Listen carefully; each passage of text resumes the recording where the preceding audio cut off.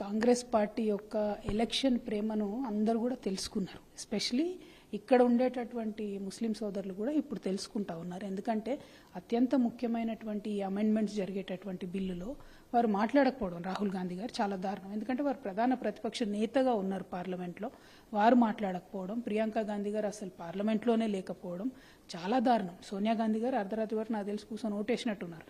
కానీ రాహుల్ గాంధీ గారు మాట్లాడకపోవడం అన్నది మాత్రం కొంచెం కరెక్ట్ కాదు. ఎందుకంటే ఒక 30 కోట్ల ప్రజలకు భారతదేశంలో సంబంధించినటువంటి సమస్య ఇది.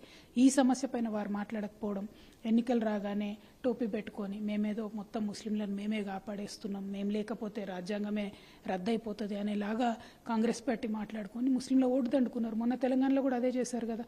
వీళ్ళు చాలా దారుణంగా నిన్న నిజంగా ఎప్పుడైతే ముస్లింస్కి అవసరం వచ్చిందో వారి పక్షాన నిలబడకపోవడం అన్నది బీఆర్ఎస్ పార్టీ పక్షాన మేము తీవ్రంగా ఖండిస్తాము.